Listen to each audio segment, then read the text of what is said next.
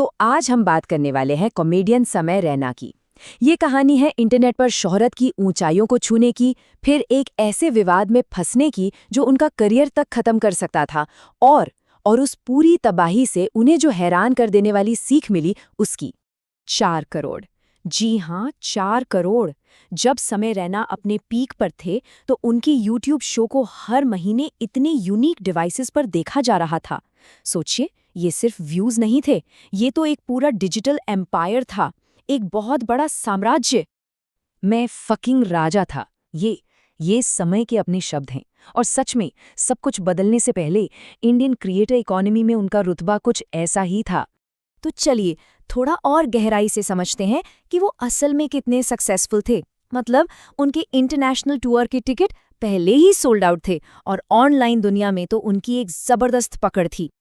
अच्छा, यहाँ एक इंटरेस्टिंग बात है, समय ने ना अपनी 2 अलग-अलग इमेज बना रखी थी और यही स्ट्रैटेजी आगे चलकर एक बड़ी मुसीबत बनी। एक तरफ तो उनका वो केबीसी वाला बिल्कुल साफ-सुथरा फैमिली फ्रेंडली अवतार था और दूसरी तरफ उनके अपने शो वाला एकदम बिंदास अनफिल्टर्ड अंदाज। और यहीं से सारा विवाद शुरू होता है जब उनकी शो पर एक गेस्ट आए जिनकी इमेज बहुत ही क्लीन थी। उन्होंने एक ऐसा एजी मजाक कर दिया जिससे हुआ एक जबरदस्त कैरेक्टर ब्रेक। मतलब जब कोई पब्लिक फिगर अपनी बनी बनाई इमेज से बिल्कुल उल्टा कुछ कर दे तो ऑडियंस कंफ्यूज हो जाती है और गुस्सा भी। और आयरनी देखिए, समय उस वक्त अपने सबसे बड़े टूर के लिए अमेरिका जा रहे थे।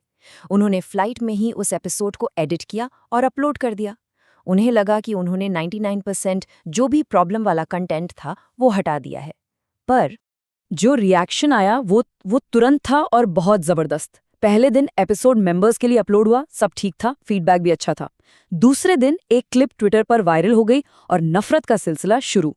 और तीसरे दिन तक तो नेशनल न्यूज़ पर डिबेट होने लगी। वो ट्विटर पर नंबर 1 ट्रेंड कर रहे थे।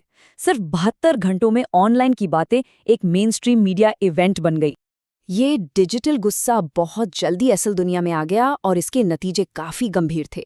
बड़े बड़े पॉलिटिशियंस और सेलिब्रिटीज ने निंदा की, उनका पर्सनल फोन नंबर लीक हो गया, उन्हें और उनके परिवार को जान से मारने की धमकियां मिलने लगी और मीडिया ने एक नैरेटिव बना दिया कि ये इन्फ्लुएंसर्स देश को बिगाड़ रहे हैं। अब जरा सोचिए, समय अमेरिका के एक होटल रूम में अकेले बैठकर इस पूरे संकट का सामना कर रहे थे और दांव पर अब सब कुछ लगा हुआ था। पर्सनल लाइफ, प्रोफेशनल करियर और पैसा, सब कुछ। हालात कितनी गंभीर थी इसका अंदाजा इससे लगाइए, उनके खिलाफ 3 अलग-अलग राज्यों में एफआईआर दर्ज हो गई और उनमें से एक एफआईआर तो एक स्टेट के चीफ मिनिस्टर ने खुद करवाई थी। 8 करोड़ रुपए। अगर उन्हें अपना यूएस स्टोर कैंसिल करके तुरंत भारत वापस आना पड़ता तो करीब करीब इतना बड़ा फाइनेंशियल लॉस हो सकता था। 32 मिलीग्राम्स, ये मेलाटोनिन की वो डोज है जो उन्होंने एक रात सोने के लिए ली थी, सिर्फ इसलिए ताकि उस एंग्जाइटी और लगातार आ रही बुरी खबरों के सैलाब से कुछ घंटे की राहत मिल सके। उनके थेरेपिस्ट ने उन्हें साफ साफ कहा, प्लीज शो कैंसिल कर दो, तुम इस हालत में स्टेज पर नहीं जा सकते। थेरेपिस्ट को डर था कि उनकी एंग्जाइटी इतनी ज्यादा है कि वो ऑडियंस को भी साफ साफ नजर आए भी। लेकिन वो स्टेज पर गए। इतना ज्यादा प्रेशर, एक भयानक एंग्जाइटी अटैक, इन सब के बावजूद उन्होंने परफॉर्म किया। बस अपनी मसल मेमोरी के सहारे जैसे तैसे शो को पूरा किया। और यहीं से कहानी में एक मोड़ आता है। अपने सबसे मुश्किल वक्त में कुछ बातचीत, खासकर उनके पिता के साथ जो बात हुई, उसने इस पूरी सिचुएशन को देखने का नजरिया ही बदलना शुरू कर दिया। उनके पिता ने कहा, शो तुम्हारी वजह से है, तुम शो की वजह से नहीं हो। इन शब्दों ने ना एक बहुत बड़ा शिफ्ट ला दिया। उन्होंने समय की आइडेंटिटी को उनके काम से, उनकी पब्लिक क्रिएशन से अलग कर दिया।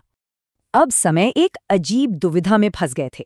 एक तरफ जॉर्ज ऑवेल के सिद्धांत था कि हर मजाक एक छोटी सी क्रांति है, मतलब एक आर्टिस्ट के तौर पर माफी नहीं मांगनी चाहिए, और दूसरी तरफ असलियत थी। असम पुलिस कह रही थी, हम तुम्हें जेल में डाल देंगे। तो उन्होंने क्या चुना? उन्होंने चुना सर्वाइवल। जैसा वो कहते हैं, जब लड़ाई बराबरी की न हो तो वहां से निकल जाओ। कभी कभी बात सिर्फ जिंदा रहने की होती है। और ये सोच, ये कश्मीरी पंडित विजडम उन्हें अपने परिवार के अनुभवों से मिली थी। तो सर्वाइवल का रास्ता क्या था? पहला कदम, सिचुएशन को शांत करने के लिए माफी मांगो।